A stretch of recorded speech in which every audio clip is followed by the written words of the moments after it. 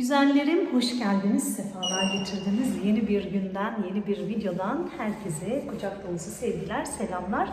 Yeliz bacınız nereye gidiyor? Yeliz bacınızın bugün iftara misafirleri var. O yüzden hazırlık için alışveriş yapmam lazım. Çok ani gelişti. Dün akşam biz Fatoşlara gittik ya güzel arkadaşlarım. Orada işte maç mı varmış, bir şey varmış. Öyle dedi ki maçı izleriz beraber falan dedi. Maç da bu akşammış galiba. Ben de zaten iftar almayı istiyordum. Dedim ki o zaman buyurun gelin beraber iftar yapalım. Fatoş'cum, Ahmet abiler gelecek, Elif'cim gelecek, ailesiyle beraber diyeyim. Artık tanıdınız benim ailemdeki, hayatımızdaki herkesi tanıdınız. Onlar gelecekler. Şimdi ben alışverişe gidiyorum. Gideyim, eksiklerimi alayım, geleyim ve hazırlığımıza başlayalım güzel arkadaşlarım. Vallahi kafamda tam olarak şey de yok. Şunu yaparım, bunu yaparım gibi bir planım da yok. Ama misafirim de var. O zaman hadi gidelim, alışverişimizi yapalım, evimize dönelim. Kafamdan 1500 tane yemek geçiyor arkadaşlar. Hangisini yapsam? Onu mu yapsam, bunu mu yapsam? Tatlıyı da mesela güllaç mı yapsam acaba diyorum. Çünkü annemden süt getirdim. Çok fazla süt var evde. Nazmiyeciğim. Arkadaşı gördük, bir bakayım. Devam ederiz sizle. Evet. Hemen arkadaşla da bir hoşbeş ettik. Ondan sonra hani sütte fazla güllaç mı yapsam acaba diyorum. Şerbetli tatlı mı yapsam acaba diyorum. Diyorum. Bakalım ne yapacağız, ne çıkaracağız ortaya. Şu an saatin kaç olduğunu söylesem inanmayacaksınız. Diyeceksiniz ki misafiri gelecek, insan o kadar yatar mı? Yattım vallahi arkadaşlar. Geldiğimizden beri bir koşturmaca, saat şu an 2'ye 5 var. Geldiğimizden beri hani köyde yoruldum. Gelince babamla beraber ileri geri yoruldum. Misafirliklere gittim, yoruldum. Hastaydım da zaten ama bugün çok şükür Allah'a daha iyiyim. Grip gibi de oldum böyle. Bağışıklığım falan düştü. O yüzden yattım, dinlendim. Şimdi koşturacağım ama iftara misafirime yemeklerimi çıkarmam lazım. Yapar mıyız? Yaparız. Halleder miyiz? Hallederiz Allah'ın izniyle. Haydi ben alacaklarımı alıp hemen eve döneceğim. Şeyi de söyleyeyim. Ali'yi aradım, dedim Ali benim eksiğim çok. Arabam kapıda yok. Ne yapacağım dedim. Dedi ben görevdeyim. Adliyede görevliymiş. O yüzden ondan bana hayır yok yani. Sen dedi şuradan şunu al, buradan bunu al dedi bana.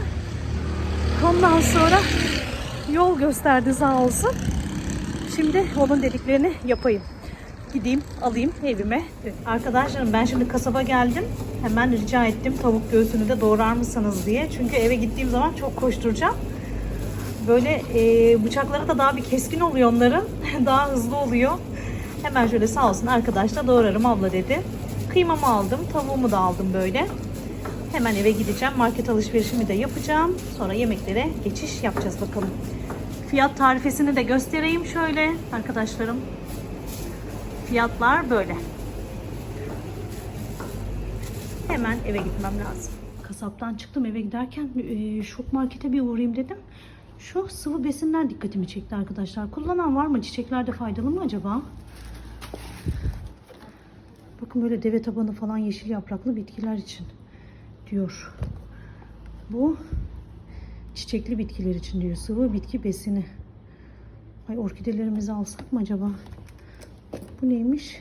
Bu da genel kullanım. Hem çiçekli hem yeşil yapraklı. Size bir sorayım da ona göre mi alayım? Var mı kullananlar? Güzel arkadaşlarım. Gelmişken şuraya da bir dolanayım hemen. Bakayım neler varmış. Sonra doğru eve. Eksiğim var mı? Vallahi sürekli de böyle misafirliklere gittiğimiz için eksiğim var mı yok mu onu da bilmiyorum yani. Açıkçası. Ne kadar acaba? Şimdi BİM'e giriyorum. Arkadaşlarım patlıcanı bıraktım. Çünkü 90 liraydı. Şimdi market geziyorum, diyorum ki kendi kendime kesin eve gittiğim zaman ay ben şunu alacaktım diyeceğim. Öyle de bir huyum var biliyorsunuz. Ay ben onu alacaktım. Ay ben bunu alacaktım. Neyse bir bakayım o kuru patlıcan burada ne kadar. Ay böyle eşarplar, yazmalar da gelmiş. Anneme baksaydım. Gerçi ordudan aldım da 2 tane. Onlardan kalan mı acaba?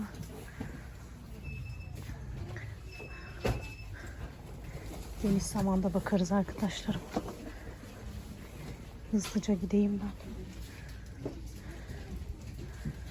Şu patlıcana bir bakayım. Buralarda bir yerde oluyordum. Belki de yoktur. Geldim. Evime geldim. Arkadaşlar. Saatte 3'e yaklaştı. Yeliz bacınız koşturacak. Haydi. Hemen aldıklarımı gösteriyorum. Kıymamı ve tavuğumu aldım. Gelirken şoka uğradım. Şokta patlıcan 90 liraydı, kuru patlıcan.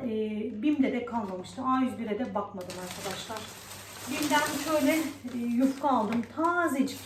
Yumuşacık. Valla çok taze gerçekten. Yeni gelmiş galiba. 56 lira falan galiba. Yanlış hatırlamıyorsam. Şimdi güllaç yapacağım için güllaç aldım Cansucuğum için ve Fatoş'um şeker hastası. Kızlar da diyet yapıyorlar biliyorsunuz. Ağır bir tatlı olmasın dedim. Böyle sütlü tatlı, hafif bir tatlı olsun istedim ve güllaç aldım. Cansucuğum da istiyordu. Sütüm de var değerlendirmem gereken. Güllacı alınca şekerimi de aldım. Evdeki şekerim birazcık azdı. Öyle hatırlıyorum. Şimdi garanti olsun dedim. Tekrardan markete gitme işim olmasın dedim. Aslında kaşar alacaktım ama o işleri Ali Bey daha iyi anlıyor arkadaşlarım. Ona söylerim, eve gelirken getirir. Çünkü böyle markasını, kalitesini daha iyi şey yapıyor. Ben çok aşina değilim market işlerini biliyorsunuz. Eskiden beri izleyen arkadaşlarım. Kaynanamdan sıra gelmedi. Ben bir türlü böyle o markaları, fiyatları falan takip etmeyi öğrenemedim. O yüzden öyle. Şimdi bismillah diyorum, kolları sıvıyorum. Hemen üstüme bir tişört giyeceğim. Dışarıda hava kapalı ama sıcaktı. Tişört giyeceğim ve hemen yemek hazırlığıma başlayacağım. Misafir telaşımız başlasın. Eminim ki yine çok güzel geçecek. Çok seviyorum ben misafir telaşını. Şimdi kızımla bir koldan girişiriz ve hepsini hallederiz Allah izin verirse. Hemen tişörtümü giydim ve karşınıza geldim. Kafanızda soru işareti bırakmak istemiyorum arkadaşlar. Kendi kendine yazıyor, çiziyor. Yalandan dikkat çekmeye çalışıyor diyenler de olabilir. Etrafımız dolu, fitne fesat insanla dolu. Şimdi ben size göstereceğim. Bilmiyorum hani videoyu izledikten sonra yorumları siler mi silmez mi bilmiyorum ama ben ekran görüntülerini aldım. Silse de silmese de sonuçta benim elimde ekran görüntüleri var, delil var yani. Şimdi sizin karşınızda açacağım, kanalıma gireceğim, videoya gireceğim ve yazılan yorumu sizin takdirinize sunacağım. Hemen çeviriyorum kamerayı. Şöyle. Yok eder. Kusursuz temizlik sağlar. Şurada gördüğünüz 4003 kişi var ya, 30 kişi. Hepinize çok teşekkür ediyorum güzel arkadaşlarım. Yorumları açıyorum. Yanıtlanmayanlar diyorum ve yorum karşınızda. Bir saniye. Şöyle açayım. Evet. Allah der ki ayetleri de size gelen her iyilik yardım Allah'tandır. Ama bakıyorum ki bazı içi boş dünyaya düşkün kadınlara 5 para etmez. Koca müsveddelerine şaklabanlık yaparak kendini ezikleyerek zavallı gülünç affedersiniz mal hale getirdiklerinin farkında bile değiller. Ama anne babalarına asla gerçek bir saygı sevgileri yok. O yüzden bu kocaların manyağı olmayı hak ediyorlar. Bu bir yorumu. Şu ikinci yorumu arka arkaya yapıyor bunları. Kocaya memur, zengin vesaire diyerek tapmaktan dengesini yitirmiş acınacak durumdaki kadınlardan, YouTuber'lardan sadece birisi de sensin. Ve başka videolarıma da alt alta aynen bu şekilde yorumlar yapıldı. Size de böyle göstermek istedim arkadaşlarım. Kimsenin aklında soru işareti kalsın istemiyorum. Samimiyetimin sorgulanmasını istemiyorum. O yüzden sizlerle de bunu paylaştım. Evet, yorum budur. Yani çok ileri gidildi artık. Gerçekten çok ileri gidildi. Yorumu okudunuz, gördünüz. Daha öncesinde de ben size bahsetmiştim köydeyken. İşte annesine babasına faydası yok, şöyle böyle bilmem ne. İşte zenginlik lüks içinde yaşıyor da ailesine fakirlik içinde yaşatıyor falan diye bahsetmiştim ya. Aynı arkadaş. Kim olduğunu bilmiyorum. Rabbim biliyor ama Rabbime havale ettim. Şurasında beslediği ne varsa aynısını kat kat fazlasını kendine çevirsin Rabbim. Öyle. Ben şimdi mutfağa gidiyorum. Misafirim gelecek. Kafanızda soru işareti kalsın istemedim. Samimiyetimin sorgulanmasını asla istemem. Hani yapmacık, doğal değil, oyun oynuyor, rol yapıyor denmesini zaten kabul etmiyorum. Bana ait olmayan, söylenen hiçbir şeyi kabul etmiyorum. Beni bilen biliyor, bilmeyen de kendi gibi biliyor diyorum her zaman. Gerçekten kişi kendinden bilir işi lafını çok severim. Gerçekten çok severim. Kendi fikri zikri neyse karşıdakinin fikrinin zikrinin de o olduğunu düşünür, o olduğunu zanneder. O yüzden ben kendimi biliyorum. Rabbim beni biliyor. Gerisinin çok da bir önemi yok ama çok can sıkıcı, aşağılayıcı, hakaret dolu böyle yorumlar olunca da gerçekten bir yerde damla, hani son damla damlamış oluyor yani. Öyle. Keyfimizi bozmuyoruz, tadımızı kaçırmıyoruz. Güzel arkadaşlarımla yoluma devam ediyorum. İnşallah her gün aramıza gelecek olan arkadaşlarımız da sizin kadar güzel ve iyi niyetli olsun. Diyorsunuz ya siz meyve veren ağaç taşlanır diye. Meyve veriyoruz demek ki güzel arkadaşlarım. Güzel meyve veriyoruz demek ki. Her neyse haydi gidelim, daha fazla oyalanmayayım. Yemek ekmek işleri beni bekler. Evimin işleri beni bekler. Hepsini yapacağım, halledeceğim Allah'ın izniyle. Rabbim yürü ya kulum dedi mi kimse önünde duramaz. İnşallah bugün yürü ya kulum der bana ve bize, hepimize. Haydi başlayalım ve şöyle güzel bir menü çıkaralım ortaya. İlk aklıma geleni hemen yapıyorum. Şöyle kavanozlarımı getirdim. Ne kavanozu? Kuru üzüm ve kuru kayısı kavanozu arkadaşlar. Ay neydi? Komposto mu? Komposto yapacağım. İnşallah yanlış söylemedim. Kurusuna komposto, yaşına hoşaf mı deniyordu? Neydi? Güzel arkadaşlarım. Karıştırdım yine. Her neyse. Ondan yapacağım işte. Pilavın yanına. Şöyle suya koyacağım. Birazcık böyle kuma aksın istiyorum. Sonra hemen kaynatacağım ve soğumaya bırakacağım. İftara soğusun. Biraz da buzdolabına atarım. Allah nasip ederse. İlk çeşidimiz komposto arkadaşlarım. Şimdi suya bir ıslayayım. Hem kumu çözülsün. Baksanıza üstüne böyle siyah siyah görünüyor. Hem de yumuşasın. Doğrayacağım ve tencereyle ocağa atacağım. Kesin bir şey unutacağım demiştim. Patatesim azmış arkadaşlar. Çok da farkında değildim. Şöyle soydum. Olduğu kadarını yapacağım artık. Çok kalabalık değiliz gerçi. Bir tanesini de ayırmam gerekiyor ama nasıl yapacağız bilemedim. Küçük mü ayırsam, ne yapsam? Caner okuldan gelince ona aldırırım, olmadı. Hemen şunu yıkayayım, doğrayayım. Airfryer'da kızartacağım arkadaşlar.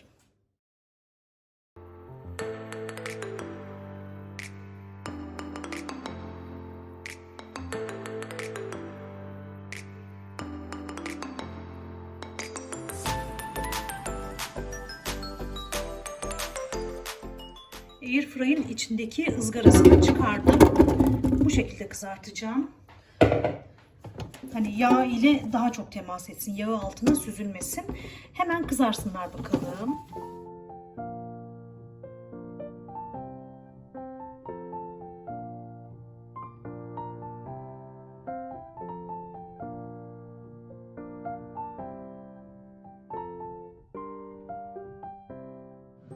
Kayısılarımı doğradıktan sonra da yıkadım. Şimdi kuru üzümümü de şöyle süzgeçten süzdüm, yıkadım. Ocağa alıyorum. Kaynadıktan sonra şeker ilavesini de yaparım. Patatesimiz kızardı. Hemen şöyle borcamıma alıyorum. Şimdi patlıcanı atacağım. Patlıcanı süreceğim dedim ama patlıcanı aldıktan sonra üzerine yağ gezdirdim. Çünkü kuru bir kızartma olsun istemiyorum. Hani böyle bol yağda kızarmış gibi de olsun istemedim. Birazcık yağ eklemesi yaptım. Bu haliyle kızartacağım. Hani patlıcan yağlı olunca birazcık daha lezzetli oluyor biliyorsunuz. Hemen çalıştır. Sırada güllaç için ceviz temizlemek varmış arkadaşlarım. Ay maşallah içi de nasıl güzel çıkıyor.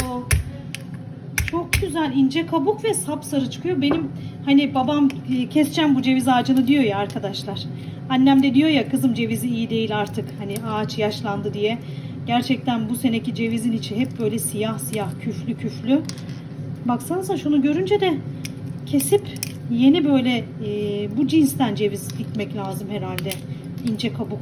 Gerçi yetişir mi yetişmez mi bilmiyorum ama çok güzel. Şimdi ben bunu bir temizleyeyim güllaç için. Hemen hazırlığa geçeyim. Onun da soğuması lazım biliyorsunuz. Yeliz bacınız yattı kalktı. Ne yapalım? Yoruluyor bedenim, yoruluyor ruhum, yoruluyor. İnsanın kendini toparlaması da gerekiyor. Yattım, uyudum. Kendime geldim. Bismillah dedim, günüme başladım. Rabbim iyilikten, güzellikten ayırmasın. Hiçbirinizi, hiçbirimizi. Hep güzel insanlara denk getirsin. Güzel arkadaşlarım. Şimdi şunu da bir halledersem. Bunu da kenara attım mı? Yolu yarıladım sayılır mı? Bilemiyorum. Bakacağız. Devam edeceğiz işimize, gücümüze, Allah izin verirse.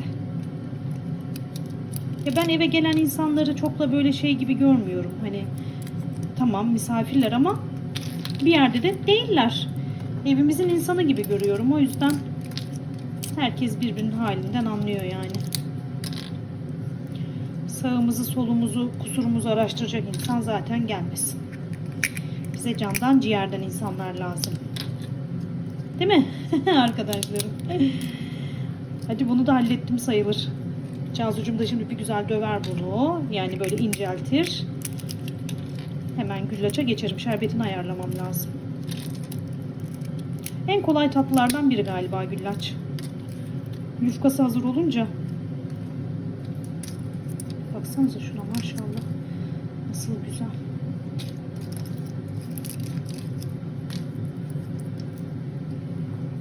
Cevizi şöyle el rondosunda çekeceğim arkadaşlar.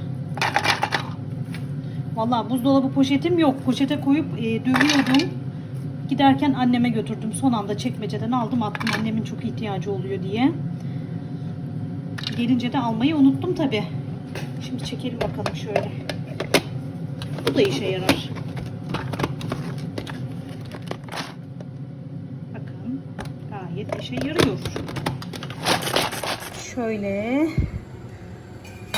kompostum kaynıyor. Patatesimi buraya aldım.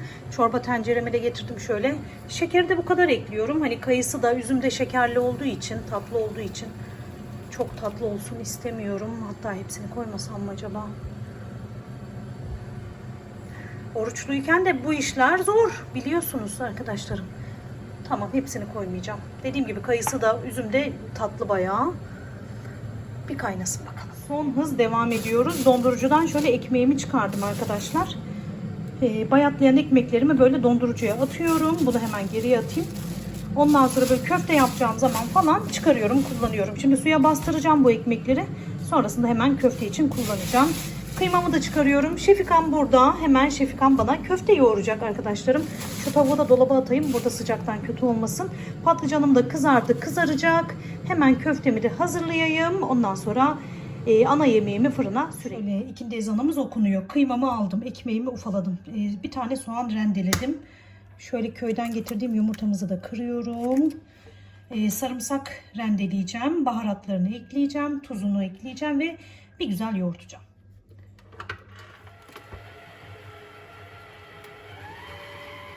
Tuz atmayı unuttum. Hemen tuzunu atayım.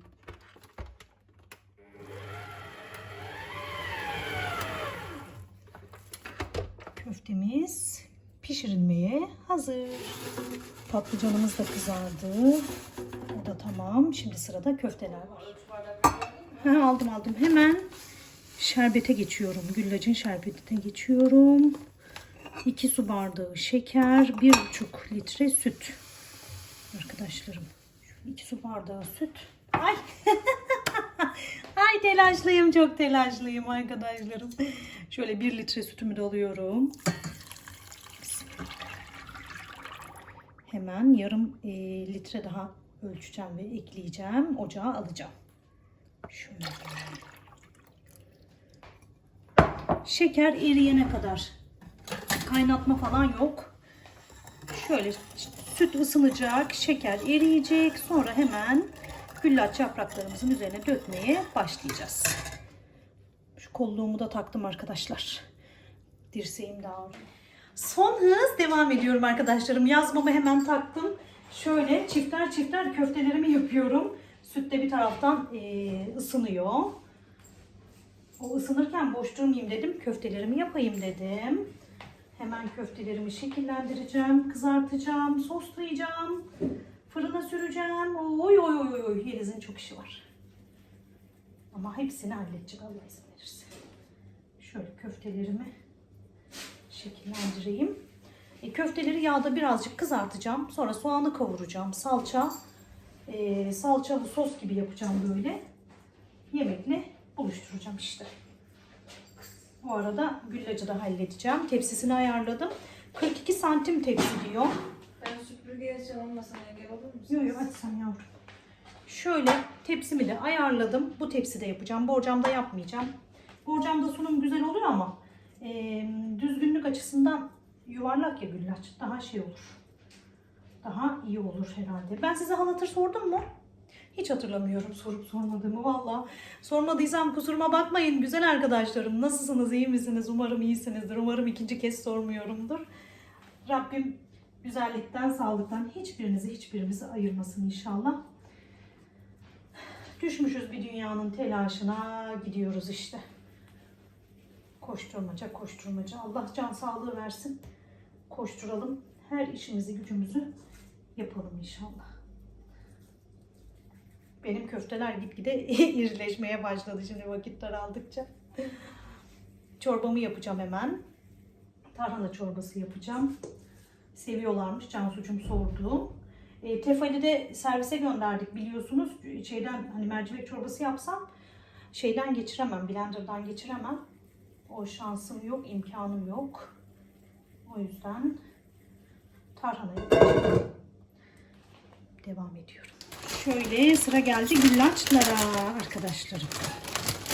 Hemen başlıyoruz. Sütümü aldım şöyle. İstediğimden bir tık daha sıcak oldu ama olsun. Sıkıntı değil. Şöyle güllacın parlak yüzeyini üstüne getirip hemen sütümüzden döküyoruz.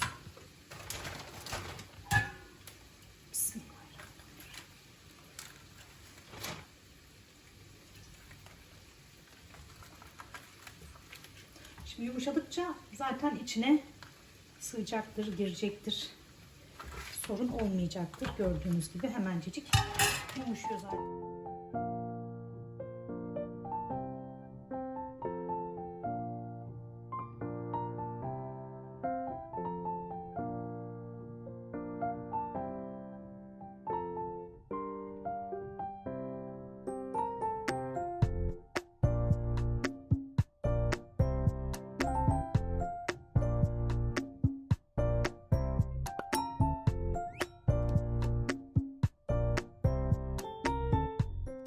Şöyle köfteyi de bir sallayayım. Ortadan da ayırayım. Birazcık şöyle rengi dönsün. Hatta fırında çalıştırsam olacak. Son güllacımı da koydum. Şöyle kalan sütümüzü de gezdireceğim. Kenarlarından güzelce bastıracağım ve balkona. Şöyle dökeyim.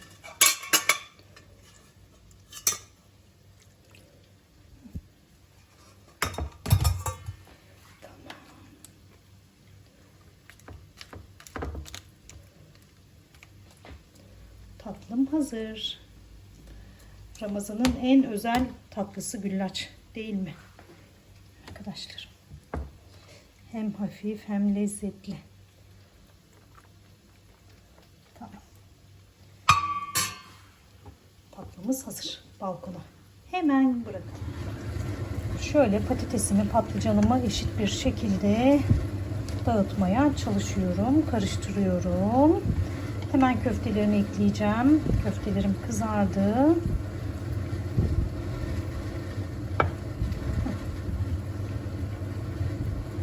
Bugün sizlerle iftar menüsü hazırlıyoruz. İftar hazırlığı yapıyoruz. Şöyle köftelerimi de atıyorum. Tavadan aktarmıyorum ki soğanları kavuracağım. Birazcık dibinde yağ kalsın istiyorum. Çok yağ da koymadım gerçi de. Şöyle. Tamam. Şimdi hemen soğanımızı kavuruyoruz. Şöyle konserve domates, biber de koyuyorum. Arkadaşlar. Suyunu da ısıttım kenarda. Azıcık kaynasın. Hemen köftelerimin, patatesin, patlıcanın üzerine gezdireceğim. Biraz da tuz atayım. Sadece karabiber ekleyeceğim. Köfte baharatlı çünkü. Bakın suyu neyde ısıttım ben. Tarhana yapacağım tencerem buradaydı. Hemen suyu koydum, kaynattım içinde. Şimdi azıcık daha kaynasın. Hemen yemeğimizi fırına süreceğiz. Çok telaşlandım. Konuşmamı bile etkiledi telaşım. Sosumuzu dökelim bakalım. Bismillahirrahmanirrahim. Fırınımı da çalıştırdım. Suyunu fazla koymadım ki. Özellikle koymadım ki şey olmasın, sulu olmasın. Üstüne ekleme yaparım. Fazla gelirse de alması zor olacaktı. Tencerenin dibinde kalan suyu dökelim şöyle. Tamam. Of of. Yemeğim hazır. Fırını süreceğim şimdi. Mis gibi oldu. Arkadaşlarım, güllacımın sütü az oldu. Bakın, o yüzden hemen süt eklemesi yapıyorum. Kaç? 10 yaprak sütlaç için. Ne sütlacı ya? Güllaç. 10 yaprak güllaç için de ölçüm. Ben 12 yaprak kullandım. O yüzden biraz daha şöyle süt üstüne gezdiriyorum. Bir güzel çeksin bakalım. Daha böyle şey olsun. Islak ıslak olsun. Kuru kuru olmasın. Tamamdır. Şimdi tepsimizi kapatalım. Evde minnoşlarımız var. Bir güzel çeksin sütünü. Ali ile Caner geldi. Şöyle bir çeşit daha hazırladım. Karnabahar, brokoli, havuç, patates, ondan sonra soğan, tuz, sıvı yağ, karabiber, toz kırmızı biber. Hepsini bir güzel şöyle harmanlıyorum. Fırın tepsisine dökeceğim ve fırınlayacağım, pişireceğim. Köfteli yemeğimi de çıkardım. Çorbam pişti. Pirincimi ısladım. Son hız devam ediyorum.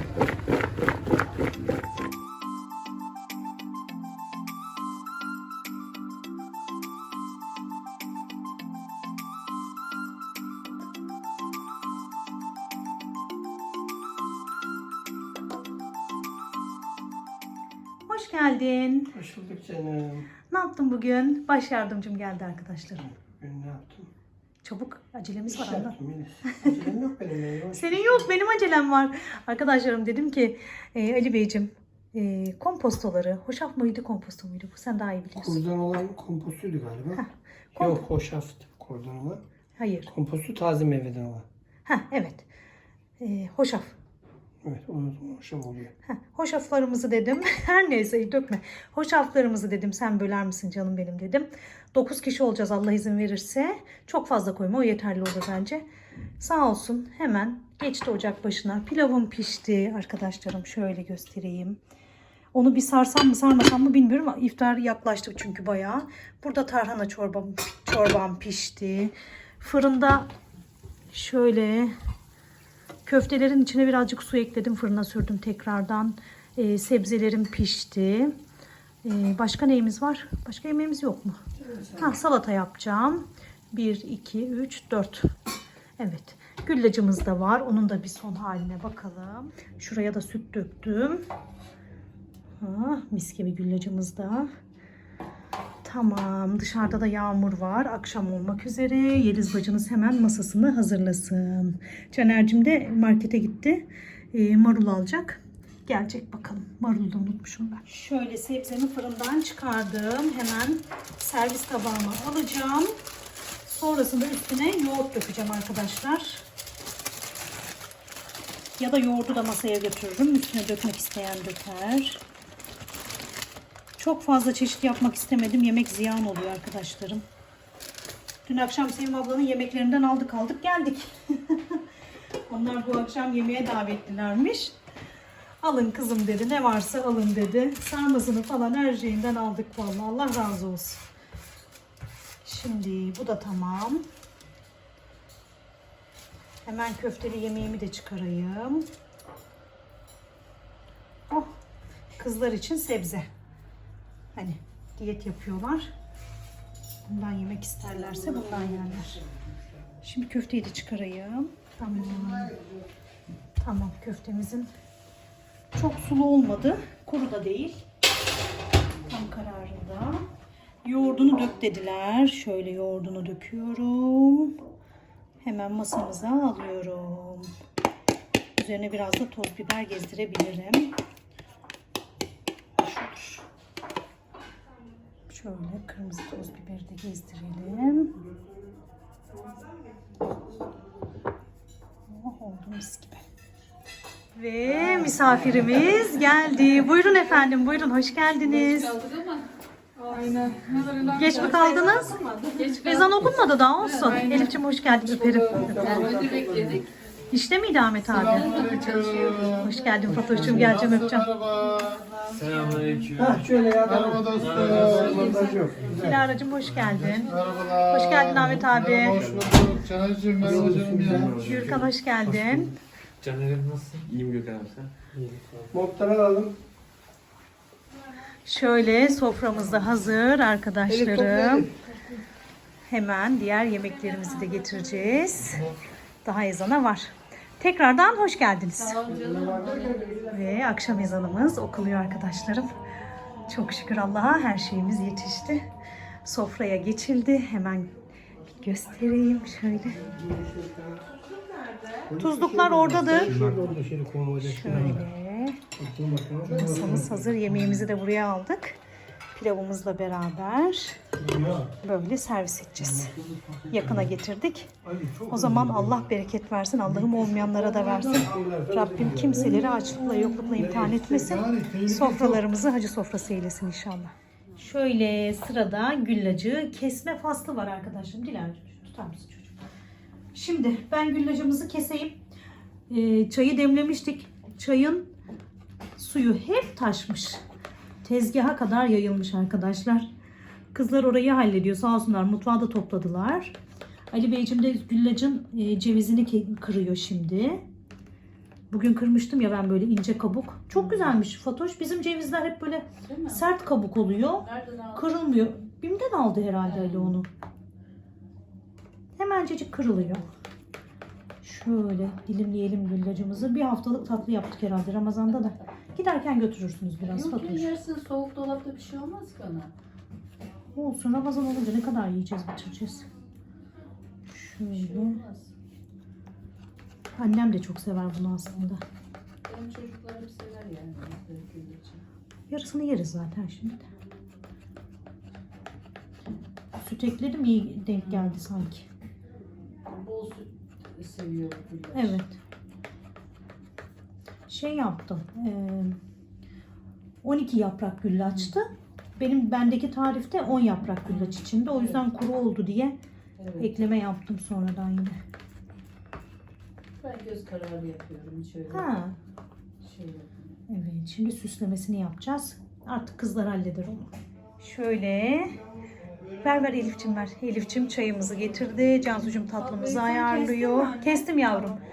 Üstünde süslemesini yapın. Silipi'yi de oraya bıraktım. Şimdi çay faslına geçiş yapıyoruz. Ali amcan ısrarla diyor ki bir çay verin, bir çay verin. Hemen içmek istemedik aslında. Azıcık bir sindirelim dedik. Aynen, çok yedik. Ama Çok güzel. dün akşam afiyet olsun. Dün akşam sizde de kahve içtik.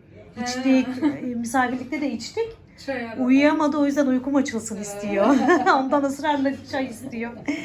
Bizde ortam böyle güzel arkadaşlarım. Şimdi tatlımız da gelir. Getir yavrum getir. Cansu'cum çok teşekkür ederiz. Tatlılar hazırlandı. Hani Gül? Böğürtlen koyalım dedim. Ha. Sağ ol canım. Böğürtlen de annemden arkadaşlarım. Her şey köyden bugün. Bir taraftan da yorumlarınıza bakmaya çalışıyorum da. Şöyle Fatoş'cuma okuttum yorumu da. Ne dedim Fatoş?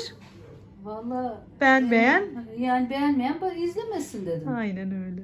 Yani istemeyen, beğenmeyen izlemek zorunda değil. Ya kesinlikle Yani- öyle bence de. Aynen öyle. Benden negatif enerji alıyorsan izleme. Aynen. Yani o şekilde eleştiri yapmaya hiç hakkı yok yani. Eleştirinin ötesinde hakaret. Hakaret yapmaya hakkı yok. Evet, eleştirebilir. Bak gerçekten eleştirebilir. Güzel söz ya güzel sözlerle dediğim hani Yeliz'cim şunu şöyle mi yapsam, böyle mi olsa? Ya burada bunu dedin ama niye öyle dedin gibisinden eleştiriler olabilir. Ama hakaret Evet. bambaşka bir şey yani. Elif'cim de çayımızı dolduruyor. Annemin frambuazları arkadaşlarım. Hemen böyle kedilere mama verdiğimiz yer var ya merdivenin hani ben kilim çırpmıştım, halı çırpmıştım. Orada kocaman bir ağacı var. Ağaç mı denir artık, ne denir? Fatoş'cum da sağ olsun tulumba tatlısı getirmiş gelirken. Çok yoruldum. Kesenize bereket. Çok yoruldum. Olsun, olsun. Hiç gerek bile yoktu. Gelmeniz yeter. Olsun, gelmeniz yeter. Sağ olun, Allah razı olsun. Senden de Allah razı olsun. Cümlemizden. Seni bereket. Sağ ol canım benim. Şöyle güllacımızı da bir tadalım bakalım. Keyifli keyifli akşamımızı geçirelim. Şöyle sürpriz bir misafirim var galiba. Senacığım hoş geldin. Bulduk. Misafir üstüne misafir. Ne güzel, çok severiz. En sevdiğimiz. Senacığım tek geldi. Evet. Annenler camide mi? Kur'an kursundalar. Ha. Onlar orada çay içiyorlardı. Ben dedim zaten yüzmeye gidecektik. Bir daha Evet. ya. Bir daha dedim hani 9.30'da mı başlayacakmış yüzme kursu? 9.30-10.30 arası. Siz gittiniz, boş mu döndünüz şimdi havuzdan? Kimse yoktu. Hayır. Ve hani Haber vermediler mi yok, peki? haber verme yok. İnternetten Yazık, günah duyuru insanlara. yapma Yok. Ondan sonra biz gitmişiz yani biz varız orada. Oradaki kadın dedi işte. Böyle bir şey atsalarmış, o kadar telefon numaramızı alıyorlar ya. Evet, Yani. çok sinirlendik yani. Bir daha Haklısınız. orada 1,5 saatte bekleyemezdik. Yani. Öyle kaldı o yüzden. Olsun, gel hadi çay Haftaya soframıza. artık şey yaparız. Olsun, sağlık olsun. Aynen öyle, haftaya halledersiniz. Şunu da vereceğiz.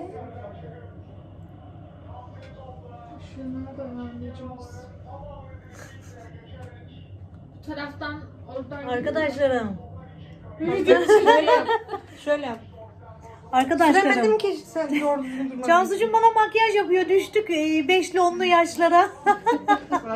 Ama süremedim ki. Yeni malzemeler almışlar güzel arkadaşlarım.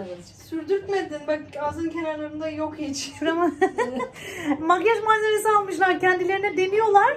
Bana da deniyorlar. Cansucuğum anne azıcık sana da süreyim dedi.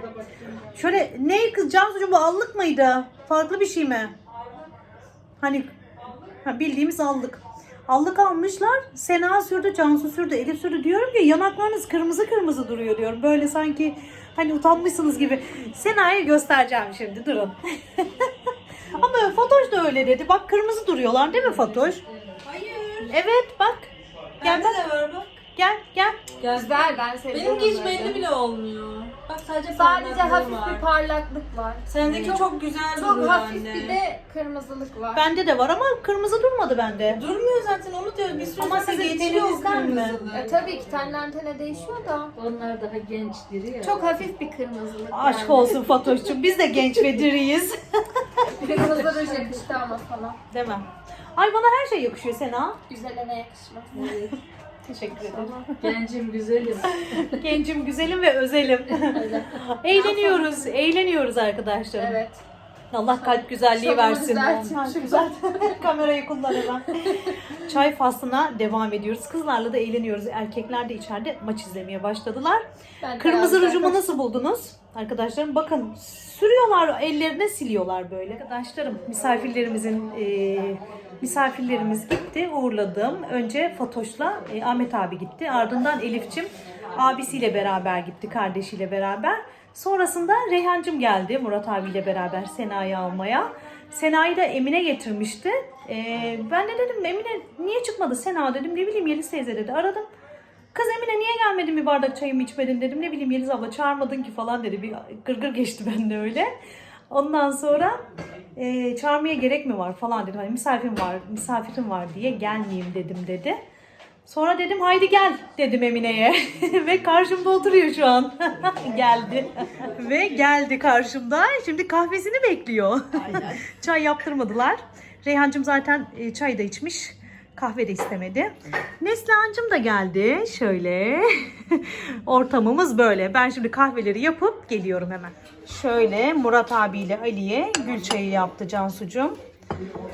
Kahve ve çay içmek istemediler. Şimdi sahur da olunca uyku falan böyle düzeni şaşıyor arkadaşlar. Uyutmaz falan diye çok fazla çay kahve. O yüzden onlar şimdi gül çayı içecek. Beyler biz de şöyle kahve içeceğiz. Emineciğim, Neslihan'cığım ve ben. Üçümüz kahve içeceğiz. Hemen yapayım ve servis edeyim. Şöyle köpükleri dağıtayım. Kahvemiz köpüksüz olmasın. En sonunda köpüksüz olurmuş. Olmasın derken. Ay döktüm. Tüh.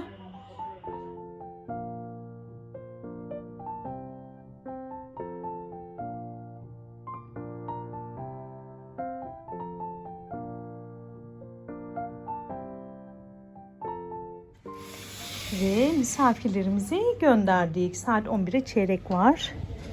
Herkes çıktı.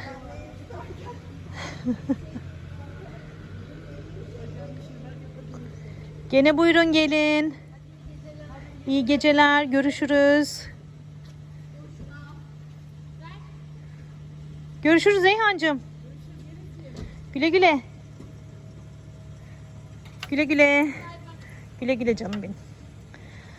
Oo, soğuk. Yine dolu dolu geçirdiğimiz bir akşam oldu. Çok şükür Allah'a. Bacılarım videoyu düzenle bitmiyor. En iyisi dedim kapanışı yapayım. Ondan sonra devam edeyim. Bir taraftan da mutfağımı topluyorum. Saat 2'ye 20 var.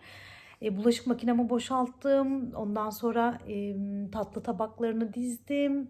Birazcık yine kaldırmam gereken şeyler var. Hadi dedim vedalaşayım. Üstüme de Emine'ye verdiğim hırkayı giydim. Yeliz abla üşüdüm. Hani hırka verir misin demişti. Ona vermiştim. Hemen şöyle mutfakta olunca hırkayı da üstüme takıverdim. Tişörtle yaptım bütün işi bugün. Ondan sonra çok keyifli, çok güzel geçen bir gündü, bir akşamdı. İnsanın sevdikleriyle olduğu her an gerçekten çok güzel.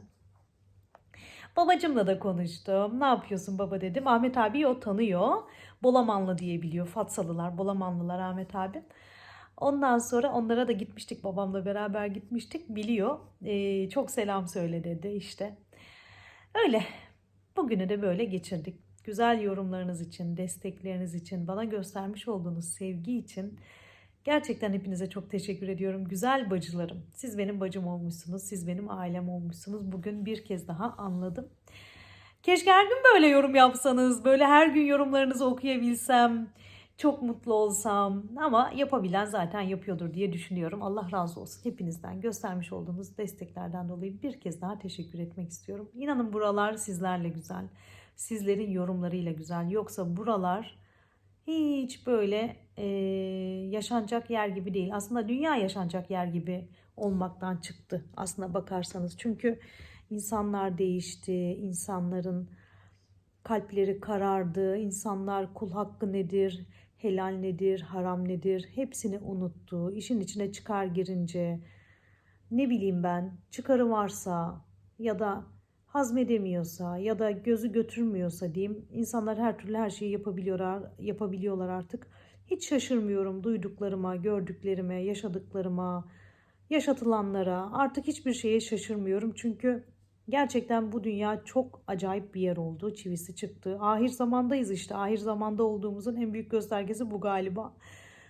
Rabbim iyi insan olmaktan, iyi kul olmaktan hiçbirimizi ayırmasın ve iyi insan ve iyi bir kul olabilmeyi hepimize nasip etsin inşallah. Sevenlerimizi günden güne, sevdiklerimizi günden güne çoğaltsın. Güzel günden ayırmasın, sevdiklerimizin acısını göstermesin. Şu 3 aylarda, şu mübarek günlerde, şu Ramazan gününde kalp kıran insanları da Rabbim ıslah eylesin. Kalplerine güzellik versin diye dua ediyorum. Ne diyeyim başka güzel arkadaşlarım. Sizleri çok seviyorum. İyi ki varsınız, iyi ki hayatımdasınız. Hep de var olun, hep sağ olun. Canınız sağ olsun. Benim hayatımda olmasanız da olur. Sizin canınız sağ olsun. Rabbim bunaltmasın, daraltmasın. Öpüyorum. Hoşça kalın.